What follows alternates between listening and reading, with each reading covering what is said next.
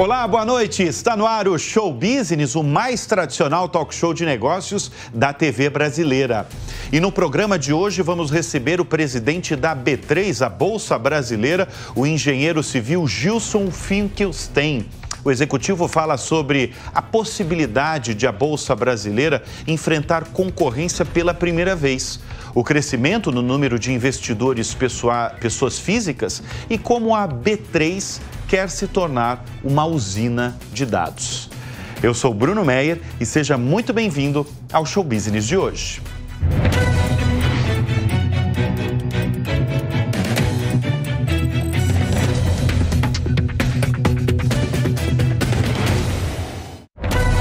Ele é formado em engenharia civil, passou por várias instituições financeiras, Citibank, JP Morgan, Bank of America, Santander, e comanda hoje a Bolsa Brasileira, a B3. O Show Business de hoje vai conversar com o presidente da B3, o Gilson Finkelstein.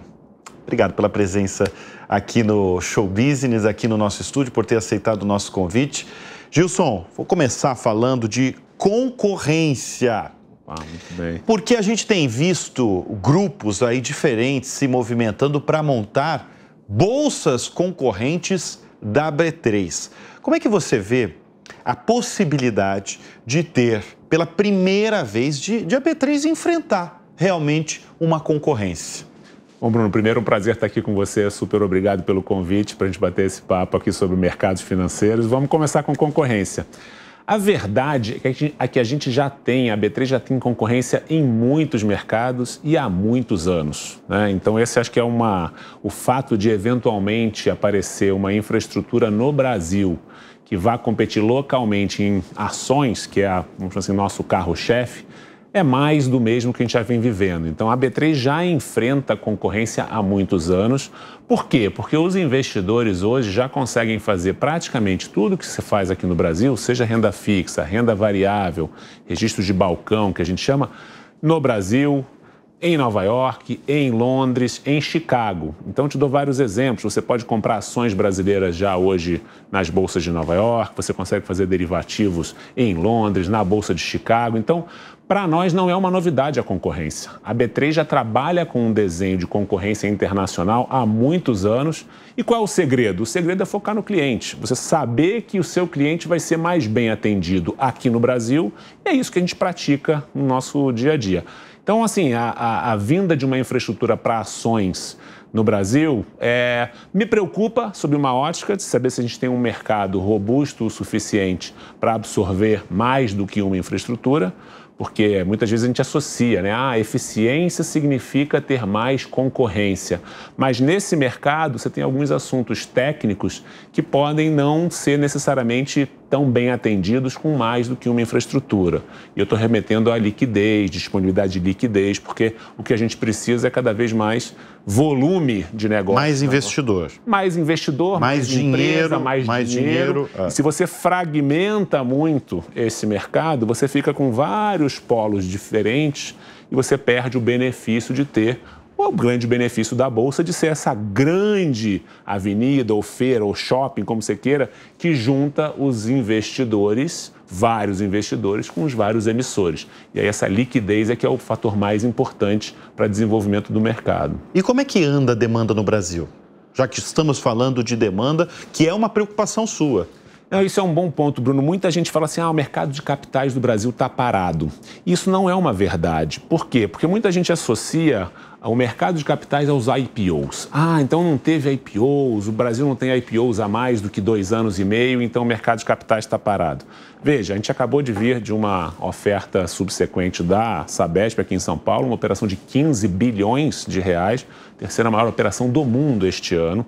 Várias empresas fizeram captações subsequentes, mas o grande fator que eu atribuo de desenvolvimento nos últimos anos no Brasil, o mercado de capitais, foi o mercado de renda fixa. O mercado de renda fixa multiplicou por 6 nos últimos 12 meses. Então, as empresas hoje emitem dívida, debêntures, CRIs, CRAs, FIAGROS, LCAs no mercado local e se financiam em prazos de 10, 15, 20 anos aqui no Brasil. Então, o mercado de capitais está bastante ativo, só que a gente fica um pouco com essa ressaca de IPOs e fala assim, puxa, então o mercado está parado. O mercado de capitais não está parado e o grande destaque nos últimos anos foi o desenvolvimento do mercado de renda fixa. De renda fixa, né? Mas isso que essa impressão que você escuta nas ruas, a gente também escuta, né? Sobre, desde o ano passado foi um ano fraco na Bolsa Brasileira. E esse primeiro semestre de 2024, qual o balanço que você faz da nossa Bolsa, da Bolsa Brasileira, da B3, Gilson? Acho que o grande destaque do ano tem sido, como eu falei, os mercados de renda fixa e a gente deixou de diminuir, vamos chamar assim, a diminuição dos negócios diminuiu em renda variável, ou seja, a gente vinha num recorde de volume de negócios lá de 2021 e a gente veio caindo perto de 15% ao ano e agora estabilizou. Estou falando de volume negociado no mercado todos os dias. Então, para te dar um pouco da métrica, a gente chegou a bater 35 bilhões de reais negociados todos os dias na média de 2021. Diariamente.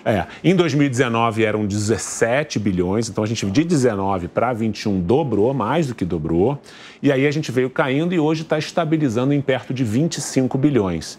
Então, é um número que não é o recorde que a gente viveu em 2021, mas não é o volume que a gente tinha em 2019. Então, está estabilizado em 2025. Acho que o primeiro semestre foi um semestre marcado por incertezas, né? Muitas incertezas no mercado, vamos chamar assim, no cenário macro global e no mercado brasileiro.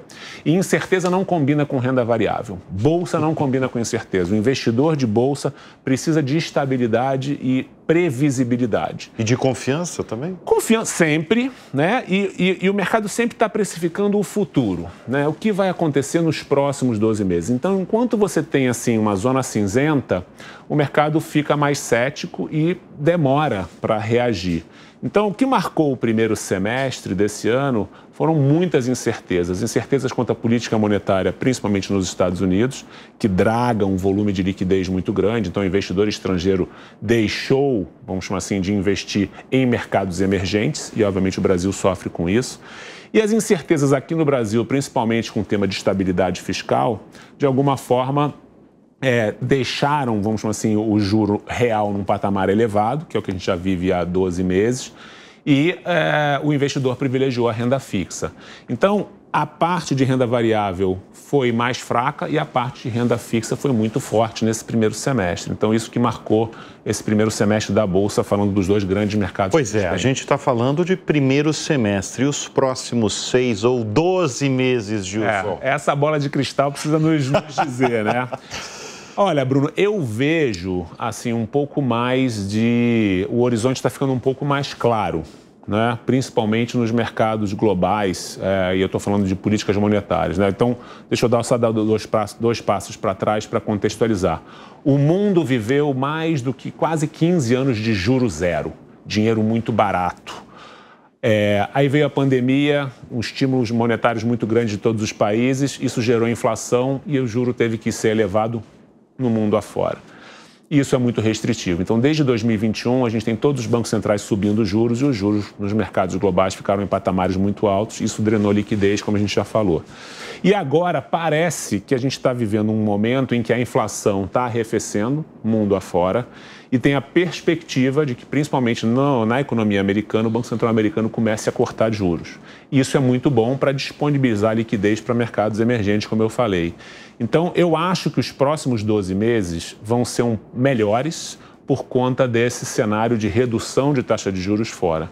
No Brasil, a gente precisa fazer o dever de casa. Então, aqui a gente precisa ter um cenário de mais estabilidade, mais previsibilidade, porque o Brasil está indo bem no PIB. O PIB não está tão ruim, mas a gente precisa ter um compromisso fiscal mais forte por parte, né, dos nossos governantes para que o mercado tenha mais confiança, como você falou. Então, se a gente tiver uma estabilidade fiscal, que eu acho que é o ponto mais frágil dessa equação, a gente vai ter um mercado mais forte nos próximos 12 meses. Então, eu estou mais otimista do que eu estava há 6 meses atrás por conta dessa maior previsibilidade e menos dúvidas quanto a o que vai acontecer globalmente, né? São 5 milhões de CPFs hoje investindo em ações na B3? Hoje são um total de mais ou menos 20 milhões de investidores, sendo que em renda variável... Pessoas físicas ou englobando fundos? Total 20 milhões. Total 20 milhões. Mas assim, institucionais são dezenas de milhares, mas milhões mesmo são pessoas físicas. Mas em renda variável, 5 milhões. Este número, durante 20 anos, ficou parado em 500 mil até 2018. Foi para... O que aconteceu em 2018? A partir de 2019... com um cenário de mais estabilidade, previsibilidade e queda de juros, lembrar que em 2019 a taxa de juros começou a cair em 2018, e a dúvida lá era se ela ia parar em 6, 7, e aí veio a pandemia e a gente foi para 2, né? Algo que a gente nunca imaginou que a nossa geração ia ver. Isso foi o grande, vamos dizer assim, indutor de um aumento muito grande de pessoas físicas na Bolsa em renda variável. Esse número chegou a 5 milhões em 2020, final de 2020, bateu 6 milhões de contas, mais ou menos 5 milhões e 300 mil CPFs, e o curioso, Bruno, é que está estável. Ou seja, apesar do investidor talvez ter diminuído um pouco o portfólio em renda variável, ele continua lá. Isso é muito bom, porque isso é o resultado de que a gente avançou muito em alguns temas vamos dizer assim, importantes para o mercado de capitais, que são educação financeira, tecnologia, porque o acesso hoje é mais fácil, então aquilo que era um produto de classe, né, de private bank, de restrito a investidores muito ricos, hoje é muito fácil você acessar a Bolsa com um aplicativo, com sua conta digital, celular, né? Celular, com taxas muito baratas, né? Muito barato, né? Não tem tarifas envolvidas nesse processo de investimento. Então, essa combinação de arquitetura aberta, né? As corretoras que fizeram um excelente trabalho de democratizar o acesso via tecnologia e educação financeira transformaram o mercado de capitais. Mas você está falando de educação financeira, a gente vive num país que tem um oceano de exploração mesmo da educação financeira, porque se você for aí no Brasilzão, ainda as pessoas não têm noção em relação a... Não tem, na verdade, uma educação financeira, né? Isso é bastante... É um dos nossos mantras. A gente investe muito neste tema. Nós já tivemos... Historicamente, a Bolsa tinha uma escola física. Obviamente, hoje não cabe mais uma escola física. A gente transformou num hub de educação.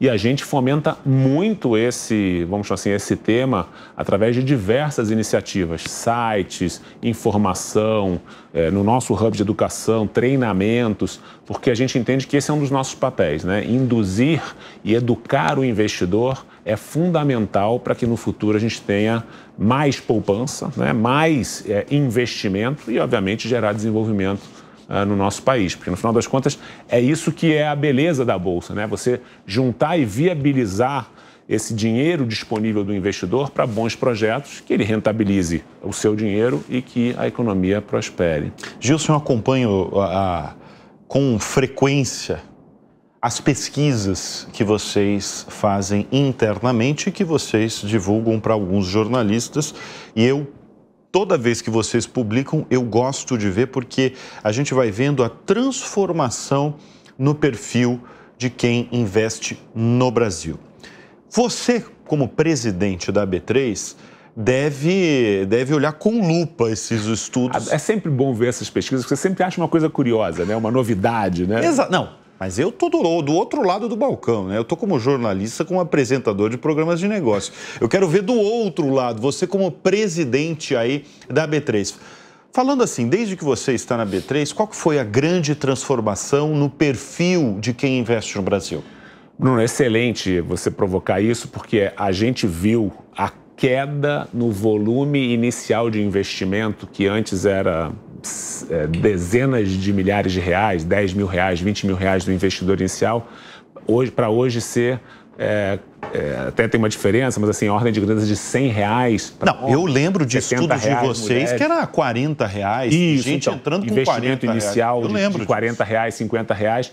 Essa foi a grande transformação dos últimos anos, ou seja, As pessoas experimentando, As pessoas estão testando, experimentando, vendo que este produto é acessível. Então, ela pode comprar uma ação de uma empresa, ela pode comprar um fundo imobiliário, e eu percebo isso no dia a dia. Você vê gente discutindo investimento na academia, você vê gente falando sobre oportunidades, produto que paga todo mês o dividendo, o resultado da empresa. Isso é muito bom. Isso é muito porque bom. A pessoa vai se educando, vai estudando sobre as empresas, estudando sobre os produtos, vindo de um legado de juro real muito elevado, onde no passado a gente só tinha o open market, né? Não é nem da sua época. Eu estava começando no mercado nos anos 90, só tinha um investimento de 2 dias, que era o open market, era a taxa de juros, uma inflação fora de controle. Então, eu acho que agora a gente chega num momento do ciclo que os produtos estão todos disponíveis para você começar a investir num valor baixo, acessível através do seu banco. Eu acho que essa foi a grande transformação dessas pesquisas.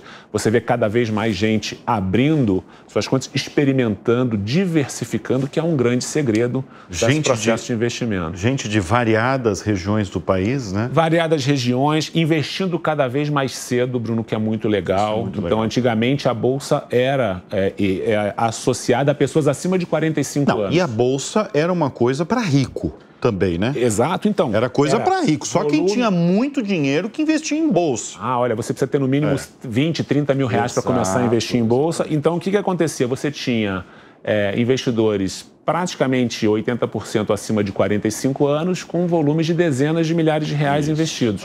Hoje, você já tem mais da metade dos investidores jovens, com menos de 40 anos, começando a investir cada vez mais na faixa ali perto dos 25 anos. Então, isso é muito legal, porque essa é a cultura que vai fazer essa pessoa pensar no futuro, se aposentar melhor, ter disciplina financeira. Então, essa foi a grande transformação que a gente ainda vive todo dia, porque a gente também está ainda neste processo de cada vez mais trazer alternativa de investimento, produtos mais sofisticados, enfim, tudo isso tem que estar. A gente está correndo atrás do que os mercados globais onde os mercados globais já estão, né? São quantas empresas listadas na B3? Um pouco mais de 400, né? Pouco? É pouco. Assim. Eu até acho que é justo mencionar que a gente tem no Brasil, já teve no Brasil, muito mais, se você considerar que várias das empresas que hoje lá estão são frutos de fusões entre empresas. A própria B3 já foi já fomos em algum momento 3 empresas listadas. A BMF, a Bovespa e a CETIP, que hoje formam a B3, que é uma empresa listada, grande, valor de mercado mais de 60 bi, né? Temos, enfim, a representatividade grande na Bolsa. Mas, então, se eu considerar essas fusões, talvez a gente possa considerar que já foram quase 800 empresas e hoje são 400. O grande desafio que a gente precisa no tempo é fazer assim, como é que a gente atrai empresas menores para se listar e poder acessar o mercado de capitais. Elas devem começar provavelmente através dos mercados de dívida, mas eu acho que a gente, para ter este desenho onde empresas médias consigam vir à Bolsa, a gente precisa ter uma taxa de juros real mais baixa. Então, a gente precisa fazer um trabalho como país para que a taxa de juros seja mais baixa, para que o investidor tenha apetite para correr mais risco e comprar ações de empresas menores, né, com um retorno potencial maior. Acho que esse é um ciclo que a gente vai viver ao longo aí dos próximos anos.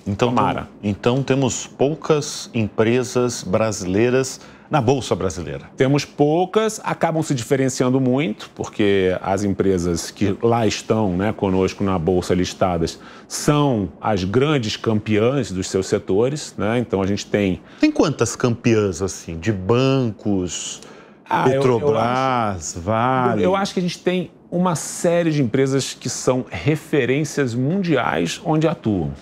Seja em referência de varejo de automóveis, de aluguel de automóveis, metalurgia, mineração, celulose, commodities, bancos. A gente acabou tendo uma concentração de empresas boas na Bolsa e elas se diferenciam muito porque elas conseguem acessar capital mais barato nos momentos mais complexos e elas conseguem crescer em momentos bons e em momentos ruins. E é isso que a gente tem que tentar democratizar, tentar fazer com que mais empresas acessem a Bolsa.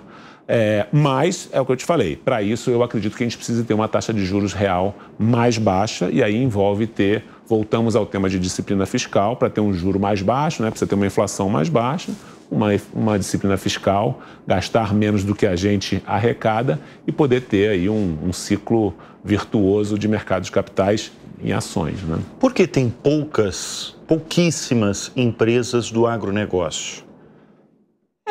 Sendo que o agronegócio representa tanto, né? 25%, tem gente que fala em 27%, até 30% do nosso PIB brasileiro. Eu vejo o copo meio cheio, né? A gente, nos últimos anos, listou várias dessas empresas. Cresceu um pouquinho, mas a gente saiu de um número muito pequeno e ainda é pequeno, né? Eu acho que o agro está começando a utilizar mais a Bolsa. O campo está indo para a Faria Lima? O campo está indo para a Faria Lima, definitivamente. As empresas estão captando via os CRAs, as LCAs, os FIAGROS. Nós não tínhamos isso, né? Lembrar que esse setor se financiava exclusivamente no Plano Safra ou no Banco do Brasil. Então, se a gente olhar 10 anos atrás, as únicas alternativas de captação de funding para esse setor eram as captações subsidiadas e direcionadas, de alguma forma assim, pelo governo. Hoje, você tem uma série de produtos que fazem com que essas empresas consigam acessar capital, complementar esse capital que está lá dos bancos. Então, você tem as LCAs, os CRAs, os FIAGROS, as próprias debêntures emitidas por várias empresas do agro, além das empresas do agro que abriram o capital, né? Então, você teve, acho que eu lembro ali de pelo menos 5, 6 empresas que acessaram o mercado, algumas já acessaram novamente captações subsequentes para crescer e para adquirir outros concorrentes. Então, acho que o campo está chegando mais perto da Faria Lima, o que é bom.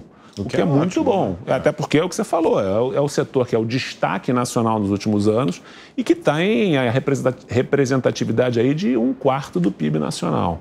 Bom, ao longo desse programa a gente pegou algumas pessoas para fazer. Não é todo dia que você tem a oportunidade de falar diretamente com a liderança máxima da Bolsa Brasileira e a gente tem a primeira pergunta externa. Não sou eu fazendo essa pergunta. Boa. A gente tem uma pergunta aí para o Gilson. Oi, meu nome é Arthur e eu queria saber se day trade é para qualquer pessoa. Bom, day trade é para qualquer pessoa, Gilson? Olha, eu acho que o day trade ele é uma atividade para investidores mais... Vamos explicar para o nosso espectador que talvez não conheça, porque para o mercado financeiro, evidentemente, todo mundo sabe, mas day trade é o quê? Day trade é uma atividade de você comprar e vender algum ativo no mesmo dia. Tá. Almejando, obviamente, ganho, um lucro financeiro. Exatamente. Você compra um valor e aí você quer... E você quer que, se você comprar, que suba, se você vender, o que cai, você recompra melhor ou revende melhor e apura um ganho financeiro e você termina o dia sem nenhuma posição, apenas com o seu lucro. Então, vamos lá, Arthur, eu acho que o day trade exige um nível de conhecimento de mercados e um acompanhamento que faz com que ele não seja uma atividade que eu recomende para todas as pessoas. Nada impede de qualquer pessoa praticar um day trade. Comprei um ativo que eu achei que estava barato, ele subiu muito no dia, vou vender ou quero atuar. Mas ele exige um nível de dedicação, conhecimento e acompanhamento de mercado que é para um investidor mais profissional ou mais que tenha no mínimo tempo para acompanhar, analisar, estudar o ativo, se ele vai atuar trabalhando no day trade de uma ação, de uma moeda, de um índice.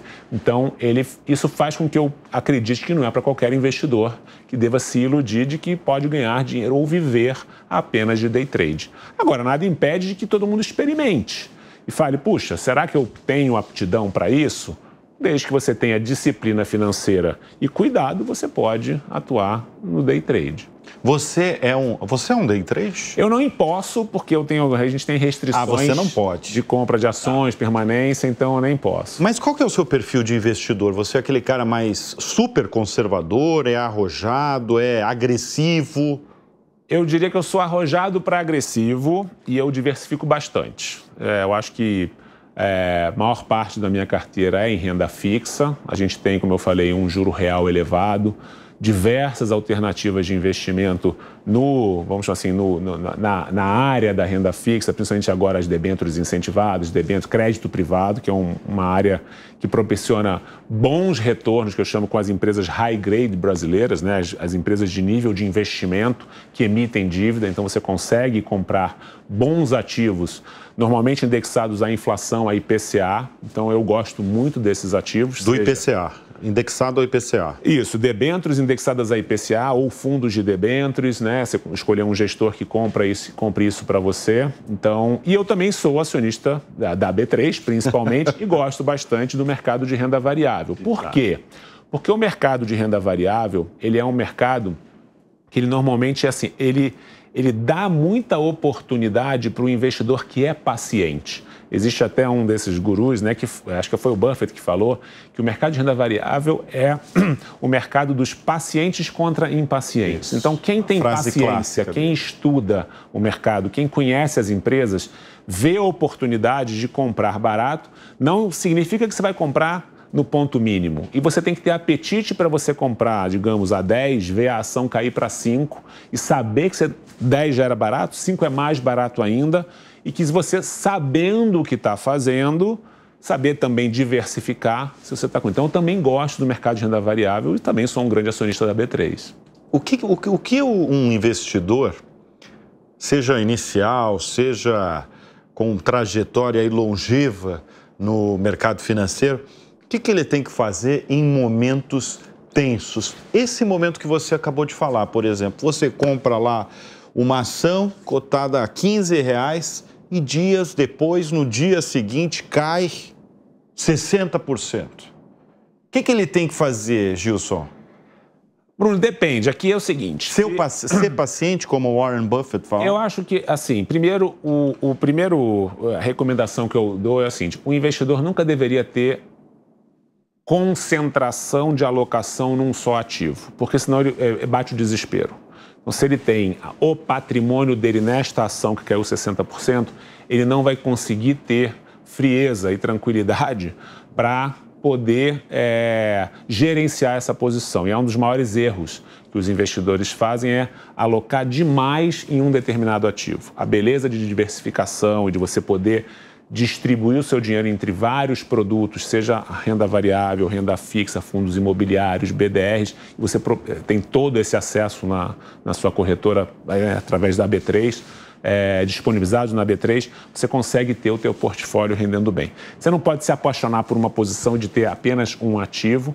Agora, se você conhece aquele ativo e entende o motivo da queda, é um momento de oportunidade de você aumentar a sua posição, se você conhece bastante bem aquele ativo. Agora, se aconteceu alguma coisa que você não previa com aquele ativo, o ideal é que você saia daquele ativo e permaneça em outros que têm mais potencial. Ou seja, desde que você conheça bem o que você está comprando, você pode aumentar a aposta. Se você não sabe o que você está comprando, você deveria não se apaixonar pela posição e sair, lavar o rosto e entrar em outro. Né? Então, acho que quando você conhece bem o ativo, a Bolsa te dá essas oportunidades de longos períodos que as empresas ficam negociadas por preços muito baixos. O problema é que quando subir, vai subir muito rápido. Então, você não vai ter tempo de reagir. Então, você tem que ter paciência e estômago para acompanhar e saber que vai ter períodos em que você vai ter ali um pouco de dor de barriga para acompanhar as empresas que você tem no portfólio. E, normalmente, quem tem paciência e disciplina ganha dinheiro. É vencedor. É vencedor. Gilson, você começou em 1990, né, na área de tecnologia... 93. 1993, num banco, né? Na área de tecnologia. Na área de tecnologia de um banco. Qual que foi a maior revolução que você vê aí no setor todo? Foi a digitalização? Foi agora a inteligência artificial?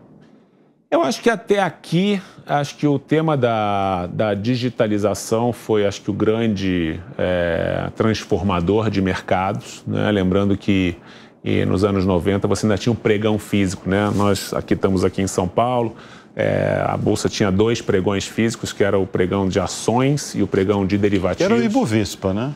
as ações do Bovespa, que formam o índice Bovespa. Isso. Então, você tinha lá 500, 600 pessoas todo dia gritando, preenchendo papéis, jogando papéis em cestas.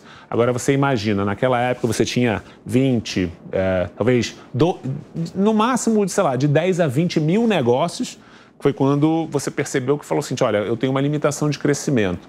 Quando você digitalizou todo este processo e eletronificou, hoje você tem de 10 a 20 milhões de negócios por dia no total dos nossos negócios na Bolsa, né? O nosso recorde foi 18, mas a gente está preparado para um crescimento muito maior. Agora, você imagina 18 milhões de negócios em 8, 10 horas de negociação. Nem dá. Tem milhares de operações por segundo.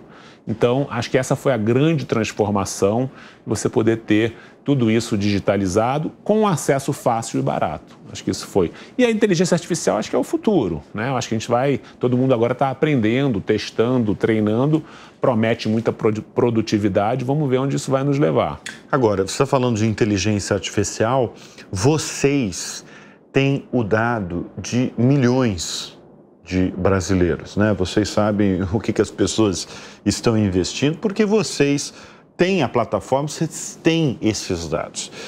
E me chamou muito a atenção uma missão, talvez uma ideia que vocês têm de serem uma usina de dados. É isso que vocês querem ser? Uma usina de dados? O que é uma usina de dados, afinal? Não, a gente quer... Assim, a gente não pode utilizar todos os dados que a gente tem, eu não posso vender os dados que a gente tem dos investidores, mas a gente pode ser criativo para provocar melhorias no mercado e produtividade e insights, seja para os clientes, para outros mercados, de coisas que podem se beneficiar dos dados. Seja para você conseguir um crédito mais barato, seja para você ter um rating melhor e você poder ter uma venda mais direcionada. Então, a gente tem dados não só de investimento, mas a gente tem dados de financiamento de imobiliário, financiamento de automóveis. Então, você pode provocar boas ofertas para o investidor e saber que aquele dado está sendo usado em benefício dele, para ele tomar um empréstimo imobiliário mais barato. Então, quando a gente fala de ser uma usina de dados, combinar dados que a gente tenha com o dado que, por exemplo, alguma empresa ou algum cliente tem para ter uma oferta melhor para o cliente final, né? Para que todo mundo ganhe nesse processo e que a gente possa ter um mercado de alguma forma que se beneficie. Você ter um seguro mais barato, você ter um financiamento imobiliário mais barato, você ter uma provocação de que você possa, olha, será que esse cara está perto de trocar o carro dele? Ou, enfim, tem um filho que vai nascer, vende um seguro. Então, esse conceito de direcionar, focar mais no investidor ou no consumidor e usar o dado é o que a gente usa por trás dessa usina de dados que a gente tem. E estamos trabalhando com várias parcerias, né? Várias outras empresas também estão nessa jornada. A gente fez aquisições de empresas para trabalhar esses negócios de dados e estamos nessa jornada aí há uns 2, 3 anos avançando nesses produtos. Mas não tem ideia, por exemplo, de comprar bolsas aí locais, regionais? Tem alguma ideia? Não. Acho que nem tem ainda uma escala. A gente tem ainda... estamos desenvolvendo alguns produtos nessa linha de eficiência, produtividade, melhorias de vendas, melhorias de rating de crédito, seguros. Então, a gente está trabalhando mais prevenção a fraudes. Então, essas são muito mais as áreas de atuação dos nossos produtos de dados. Tem muita fraude numa empresa como a B3? Não, na B3 não, porque a gente tem um ambiente... Estou falando de segurança mesmo, sim. Segurança digital. Inclusive, em edições recentes, a gente dedicou aí um programa para falar de segurança digital, que todas as empresas estão de olho, né? Sim, Bruno, a gente para você ter uma ideia, o total de investimento da B3 em combinado, né, de segurança, sistemas, produtos, ele é mais ou menos uma ordem de grandeza de 750 milhões de reais por ano. É o volume que a B3... Só para essa área? Não. Todas as áreas. Todas as áreas. 750 milhões de reais. De desenvolvimento de produto, sistemas, tecnologia, incluindo cibersegurança, proteção dos sistemas. Então, A gente é reconhecido, a B3 é reconhecido como uma referência no universo de bolsas, então investe muito em segurança, investe muito também em capacidade de sistemas e a gente tem uma característica, quando eu digo as empresas de infraestrutura globais, elas têm um tema que a gente tem que trabalhar, que é latência, ou seja, o tempo no qual o investidor manda a ordem, aperta o botão, manda a ordem, chega a ordem na gente, executa ou não executa e ele receber a informação de que esse negócio foi fechado. A gente tem que fazer isso em menos de 1 milissegundo. Cara. É 1 segundo dividido por 1000. Assim, é uma fração de 1/18º de um piscar de olhos. Por quê?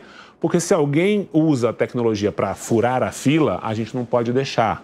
Então a gente tem que equalizar isso e tem que ser muito rápido. Então esse é o nível de sofisticação do negócio de bolsas, né? O que a gente chama de baixa latência. Sim. Então a gente tem um negócio de alta volumetria e baixa latência. Então a gente também protege muito, é muito a função da Bolsa, justamente proteger os investidores de que você não vai ter mau uso disso. E assim, qual é a beleza de você fazer um negócio na Bolsa? A Bolsa vai respeitar, se você é o primeiro a chegar, independente de você ter chegado com uma ordem de um valor de pessoa física de R$1.000 e alguém chegou com uma ordem de milhões de reais, se você chegou antes naquele preço, você recebe o seu ativo antes do que o investidor grande. E essa é a beleza do que a gente chama de price time priority, ou seja, a Bolsa tem que garantir esse ordenamento. E esse é o nosso papel. Então, por que a Bolsa é importante também? Porque ela garante que o investidor pequeno e o investidor grande, em condições normais, estando lá naquele preço, o grande, mas eu sou grande, eu mereço receber a ordem antes. Veja, esse pequeno chegou antes que você, ele vai levar primeiro e depois leva você, naquele mesmo preço. Se o preço for melhor, leva o preço que for melhor. Mas essa é a beleza. E a gente ainda garante, quer dizer, a gente é uma central contraparte. Se alguém falhar nessa operação, comprador ou vendedor, a Bolsa garante. Tem que honrar. Não posso chegar para você e falar, Bruno, sabe aquela ação que você comprou 2 dias atrás? O Gilson esqueceu de entregar, então eu não vou conseguir te entregar. A Bolsa tem que garantir tudo isso. Então a gente gerencia hoje mais de 500 bilhões de reais de colateral para garantir que derivativos e ações funcionem. Então, fraude você não vai, tá bem protegido de você não ter fraude na Bolsa. Bom, lembra aquela pergunta do day trade, né? Se day trade você, de certa forma, aconselha. Essa era a pergunta. Não para todos. Não para todos, exatamente. Vamos para a segunda pergunta de um espectador aqui do Show Business para o Gilson. Oi, meu nome é Gustavo e eu queria saber o que é mais importante, começar a investir ou zerar as dívidas? Olha, eu acho que começar a investir acaba sendo mais importante do que zerar a dívida. Óbvio que você tem que saber, né? A gente falou muito de educação financeira, que eventualmente você tem que pagar as suas dívidas mais caras, mas você investir não significa que você não precisa ter dívida. Quer dizer, você tem que saber que, por exemplo, você pode ter dívida de um apartamento, você pode ter um financiamento imobiliário que é um preço muito interessante, você pode ter algumas oportunidades de crédito que convivem com o seu investimento, com a sua previdência ou com a sua poupança no futuro. Qual é o ponto? Por que eu acho que começar a investir é mais importante? Porque o ser humano é muito indisciplinado. Então, ele acaba não tendo a disciplina de todo mês investir. O ser humano ou o brasileiro? Eu acho que o ser humano, o brasileiro também, né? Então, e ele, na ansiedade de consumir, acaba se endividando, às vezes sem necessidade. Mas se ele começar o processo de investimento, ele vai ver o que a gente chama, né, do poder dos juros compostos, o poder da acumulação. E aí você vai ver que você consegue atingir o seu objetivo financeiro muito mais rápido quando você começa a investir. E aí, naturalmente, você vai ter menos necessidade de dívida. Isso significa que você não deve ter dívida nunca? Não. Acho que, por exemplo, você vai comprar um imóvel, né? Você vai discutir, fazer ali a conta do aluguel ou do imóvel. Há financiamentos no Brasil que não são tão caros. Né? Então, eu destaco, por exemplo, 2 ou 3, financiamento imobiliário, financiamento automotivo, que são os financiamentos com garantia, e o crédito consignado, normalmente não tem taxas tão elevadas. Agora, se você for para o cheque especial, para o capital de giros, são taxas muito mais elevadas que, obviamente, nunca você vai conseguir ter a disciplina, se você se financiar através dessas alternativas muito caras, de acumular dinheiro, porque você vai estar sempre endividado e pagando os juros. Mas, então, investimento e dívida podem conviver, desde que você, com educação financeira, saiba que dívida você está tomando, qual é o horizonte, né, que normalmente tem que ser uma coisa mais longa, de um ativo real, e que você tendo a disciplina e a educação financeira para começar a investir, você vai ser um bom investidor no tempo e vai ter mais ativos, certamente vai ser mais rico. Um cara que mora num apartamento em São Paulo, paga o aluguel ali todo mês, você acha que é um bom momento? Você falou de financiamento aí de imóvel, de comprar um imóvel? Você sabe que o financiamento imobiliário não é a área que a gente atua, a gente atua em atividades relatas ao financiamento imobiliário, né, serviços no entorno do financiamento imobiliário, e segue crescendo. Por quê? Porque dentro do universo de alternativas de financiamento, o financiamento imobiliário é muito competitivo. Então, eu acho que vale a pena fazer conta de, olha, quanto você paga de aluguel, quanto você pagaria de prestação, que imóvel você vai comprar. Óbvio que é uma combinação de coisas, né? Você tem que comprar um imóvel que você goste, que tem potencial de você revender caso você queira sair. Mas eu acho que essa conta sempre é válida. Veja o ativo, procure alternativas de financiamento de longo prazo, porque o aluguel é uma despesa. Uhum. O pagamento do financiamento, você de alguma forma está comprando o seu ativo. Então, eu estimulo que, no mínimo, faça a conta para ver se não vale a pena, né? E aí conviva com essa decisão. Bom, a gente já ouviu uma pergunta, né, dos espectadores aqui do Show Business sobre day trade, sobre relação dívida e investimento, e a gente vai para mais uma pergunta para o Gilson. Oiê, eu sou a Carol e eu queria saber qual o maior erro que eu não posso cometer como investidora. Qual o maior erro? Não pode, hein? Não pode para o investidor, hein? A gente até falou um pouco sobre isso, né? A pergunta da Carol é interessante, porque o investidor normalmente comete dois grandes erros. O primeiro é de colocar todos os ovos na mesma cesta. Esse é um grande erro, Bruno, assim. E normalmente, sem estudar muito, alguém me deu uma dica, ouvi falar, e aí ele coloca todos os ovos na mesma cesta e aí acontece eventualmente de cair o ativo 50%, ele se desespera, vende, não sabe o que está comprando e perde muito dinheiro. Então, assim, a primeira coisa é não coloca todos os ovos na mesma cesta, diversificação é muito poderoso. E aí tem outros erros que os investidores costumam cometer, que é aquilo que a gente falou, se desesperar, comprou um ativo, ele caiu, não sabe o que fazer, se desespera. Então ele tem que entender o que ele está comprando para ele ter conforto se, quando cai, é uma oportunidade de eu comprar mais barato ou realmente aquele ativo eu não quero. Se você tiver diversificado com outras, né, com potes, né, potinhos de liquidez, que você possa redirecionar, você vai se beneficiar de um momento mais volátil de mercado. Se você estiver totalmente alocado, com o dinheiro, todos os ovos na mesma cesta, o investidor tende a se desesperar e perde muito dinheiro. São dois erros. São dois erros clássicos e que precisam ser evitados pelos investidores brasileiros. Exatamente. Nós estamos conversando com Gilson Finkelstein, presidente da B3, a Bolsa Brasileira. O Show Business vai dar uma breve pausa e volta em instantes.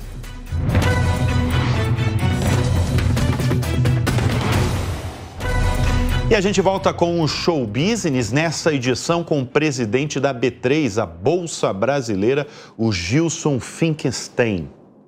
Gilson, a gente abriu o programa falando sobre concorrência. E eu vou abrir este bloco falando novamente de concorrência. E eu vou ser bem específico, porque foi muito propagado, principalmente pelo prefeito do Rio de Janeiro, Eduardo Paes, a Bolsa do Rio. Como é que os clientes da B3, da Bolsa Brasileira, veem essas novas possíveis bolsas? E eu vou ser específico, essa Bolsa do Rio. Bruno, vamos lá. A gente É o que eu te falei, assim, a gente não vê dos nossos clientes uma demanda por uma nova bolsa.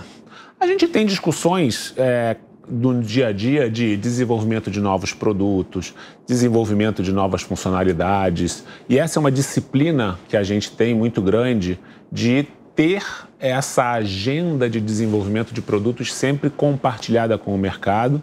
E a gente até peca, às vezes, por lançar produtos antes da hora que o mercado precisa efetivamente dos produtos, né? Eu vejo o competidor e respeito, obviamente, a entrada do competidor, mas eu não vejo assim uma grande diferenciação na oferta que essa bolsa vai prover. Ah, mas porque eu posso ser mais barato? Eu tenho medo da liquidez, eu tenho medo, muitas vezes, que o custo final para o cliente suba. Porque, assim, existe um tema técnico que, se a sua corretora recebe a ordem para execução, ela vai ter que ver aonde vai estar mais barato, na bolsa A ou na bolsa B. Ela vai ter que receber o que a gente chama de 2 dados de mercado. Ela vai ter que saber rotear, ela vai ter que supervisionar se ela manda para cá ou para lá. Este custo também vai ter que ser incorporado ao preço final do investidor. Então, a experiência mostra que muitos mercados desenvolvidos, os mercados não têm muitas bolsas. Eu não vou fazer aqui a defesa de que só precisa ter uma bolsa. Acho ótimo que tenha. Já temos competição das bolsas americanas, por exemplo. Se fosse muito mais barato negociar ações via ADR nas bolsas lá fora, os investidores brasileiros institucionais e fundos já estariam negociando lá fora.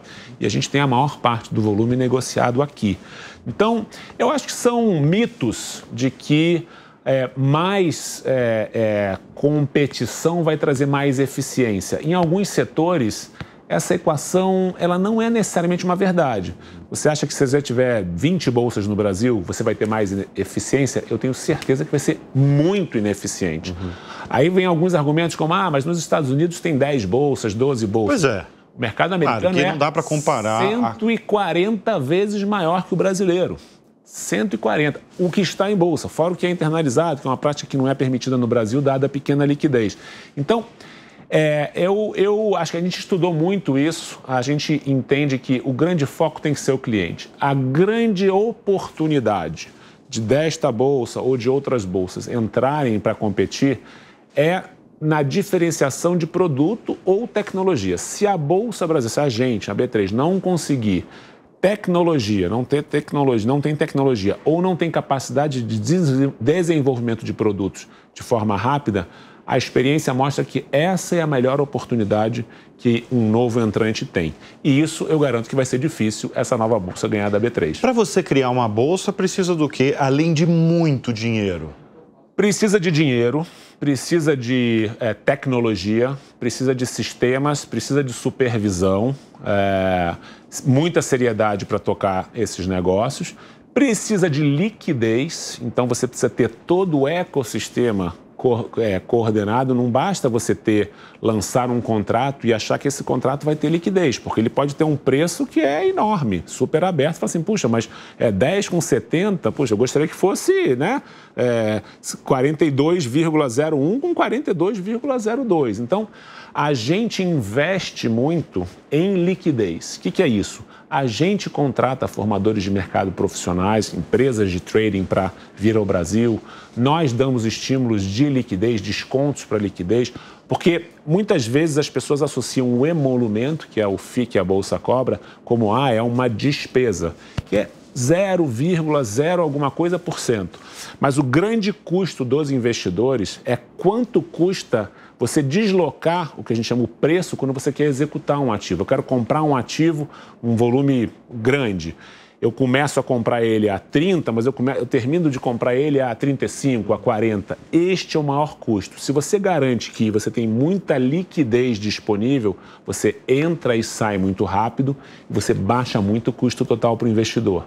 Então, muita gente não vê isso, é um tema muito técnico, não entende, mas nós investimos uma ordem de grandeza entre isenções e estímulos. Nós pagamos alguns formadores ordem de grandeza de 250 milhões de reais por ano de isenções para que você tenha mais liquidez nos nossos produtos. Então, criar uma bolsa é um negócio complexo. Além da segurança, né? Você ter a segurança de que seu dinheiro está num lugar que vai honrar, você ter também a liquidez nos mercados disponíveis. E as criptomoedas? Como é que a B3, como é que você vê as criptomoedas? Olha, eu não sou um grande investidor de criptomoedas. Você não acredita na criptomoeda? Não, eu acho que tem seu papel. Eu sou um pouco mais cético, mas eu sou também um investidor das antigas, né? Mas a Bolsa tem vários produtos já disponíveis de cripto. Então, a gente tem o ETF de cripto, né? Seja de Bitcoin e outras moedas. A gente tem, hoje, já lançado o futuro de Bitcoin e pretendemos lançar outros derivativos de criptoativos. Então, eu costumo dizer que a gente precisa ser agnóstico quanto a avaliar um ativo. A gente não é dono da verdade, né? Se eu só tivesse ativos que eu gostasse, eu não dou o benefício do investidor escolher quais ativos ele quer. Então, a gente inclusive disponibilizou o ETF de criptoativos antes do que as bolsas americanas. Infelizmente, a gente demorou, no processo de aprovação com o regulador, demorou para ofertar o derivativo de Bitcoin, mas está indo muito bem. Tem 2 meses de lançamento e hoje já tem um giro médio diário acima de 4 bilhões de reais, o futuro de Bitcoin. Então, ele está indo bem. Agora vamos ver, uma classe de ativos nova, que eu não recomendo para todo mundo e que você tem que saber o que é exatamente que você está comprando. Gilson, você cresceu numa mesa de operação, não foi? Correto. Qual é a lição que você tomou dessa mesa para os negócios hoje, principalmente liderando a empresa que você lidera, né? Bruno, essa é uma pergunta que eu adoro. Assim, a maior lição que se aprende na mesa de operações é que você não acerta sempre. O segredo da mesa de operações é acertar mais do que errar.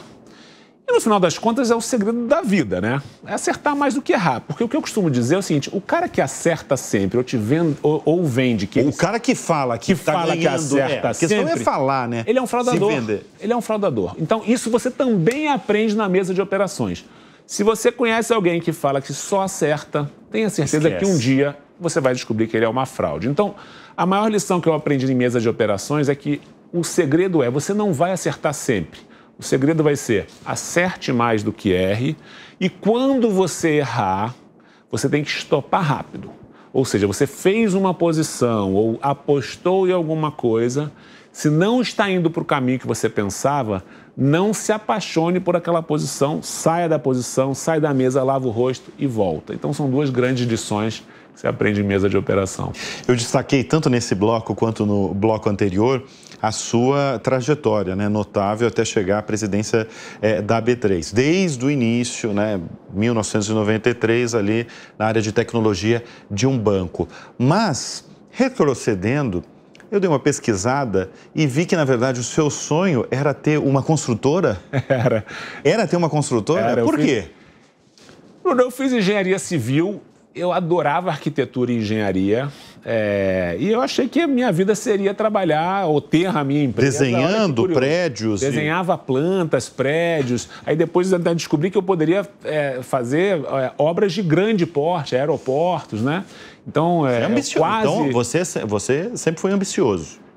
Eu sempre gostei de engenharia. Ambicioso e acho que assim, ansioso, mas para de ansioso, a gente vem de uma geração que queria independência financeira, né? Queria trabalhar. Hoje eu acho que as gerações são diferentes.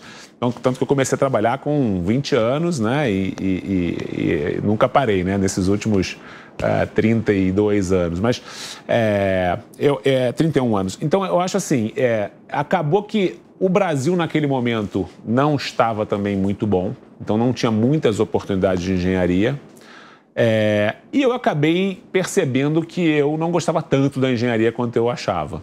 Não me arrependo de ter feito engenharia, me capacitou para fazer muita coisa de mercado financeiro, assim como vários outros engenheiros que foram para o mercado financeiro, mas fui muito feliz no mercado financeiro. Tinha em casa também, meu pai era médico, já é falecido, e como todo médico, aliás, isso é um bom, né? Médicos são excelentes investidores, porque lidam muito bem com risco. Então, meu pai sempre foi um apaixonado pelo mercado financeiro, sempre me deu ali um pouco dessa, né? Eu acho que ele queria que eu fosse médico, mas eu sempre tive um pouco dessa por osmose ali, eu via, respirava. Eu não gostava de mercado financeiro, eu até tinha assim mantinha um certo distanciamento, falava, mas o mercado financeiro não produz nada, eu prefiro fazer meus prédios e tal.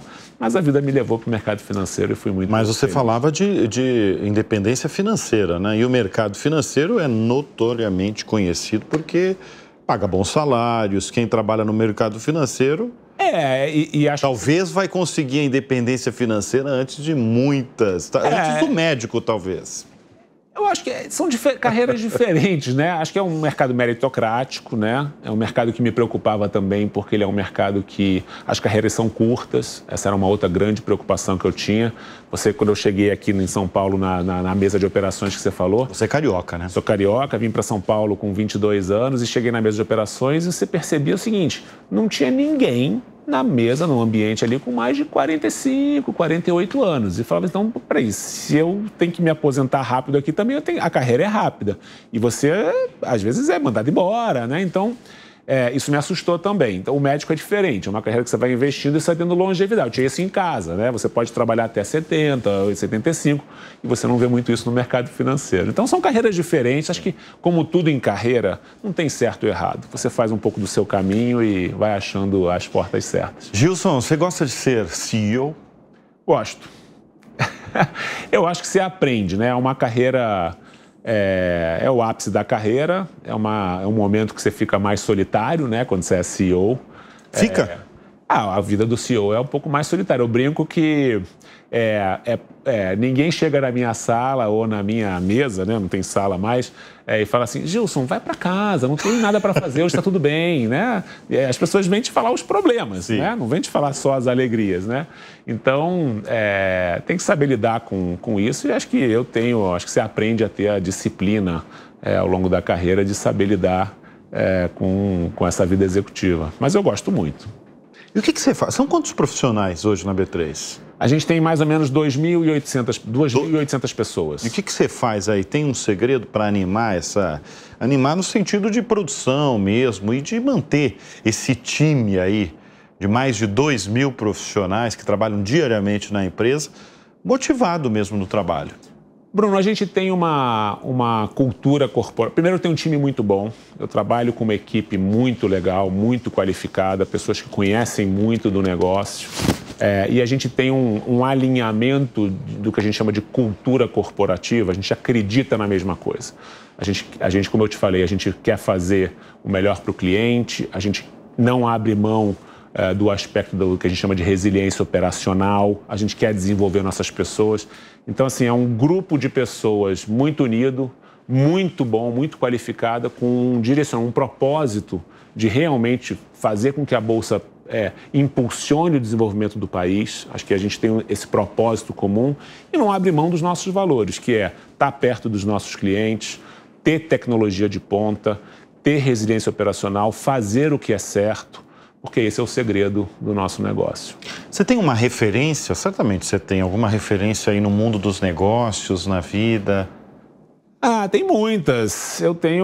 Acho que assim, eu não tenho um grande guru que eu me inspire, mas assim, ao longo da vida eu tenho ex-chefes que me ensinaram muita coisa, eu tenho investidores que você lida, então eu acho que essa também é o lado da experiência, né? Você vai capturando ali um pedacinho de cada uma dessas lições e serve para todo mundo. Acho que assim, mesmo lições de humildade de pessoas, eu costumo dizer, né, nas minhas conversas com os jovens, né, que estão entrando na companhia, você tem que ser humilde para fazer o seu network ao longo da carreira, porque você aprende com todo mundo. Então, eu costumo dizer também que muitas vezes você aprende com o seu cliente.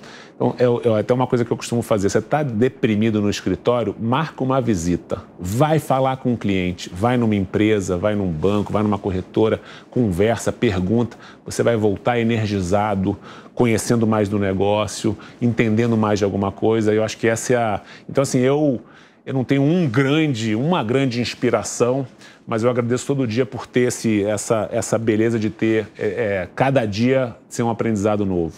Gilson, qual foi a primeira ação brasileira que você comprou? Você lembra? Eu já fiz uma pergunta dessa para um diretor seu e ele lembra. Se não me engano, foi Petrobras. Eu acho que foi Vale a minha primeira ação. Agora, eu não sei se foi Vale ou se foi de algum banco. Não vou lembrar. Bom, mas a gente pelo menos sabe o setor que você foi lá e primeiro investiu. Gilson, que papo agradável. Na verdade, a gente podia continuar aqui, porque não, mas tem um tempo. O programa tem que acabar mesmo, mas você fica convidado para outras e futuras edições, porque o assunto realmente a gente vê que tem um interesse do brasileiro cada vez mais em investir, e isso é uma coisa muito boa, né? É muito bom. Eu acho que esse é acho que um dos grandes motivadores que a gente tem é de a gente conseguir fazer com que esse contingente de investidores continue crescendo, desmistificando coisas do passado de que bolsa era só para ricos, como você falou, que eram investimentos iniciais muito elevados. E quanto mais a gente conseguir promover essa democratização de acesso, mais a gente está fazendo o nosso papel. Então, muito bem. Esse é o nosso objetivo. Uma missão aí. Nós conversamos neste programa com o presidente da B3, a Bolsa Brasileira, o Gilson Finkelstein. Obrigado pela presença aqui. É isso, valeu, super obrigado. No Show Business. E olha, eu agradeço também a sua companhia, a sua confiança. O Show Business vai ficando por aqui. Um convite para você, na verdade. Quer ter mais conteúdos exclusivos aqui da Jovem Pan, com vídeos dos nossos comentaristas, por exemplo? Faça, portanto, a sua assinatura. Entre lá, www.jovempan.com.br e assine. Obrigado mais uma vez pela sua audiência. A gente volta na semana que vem. Até lá. Tchau.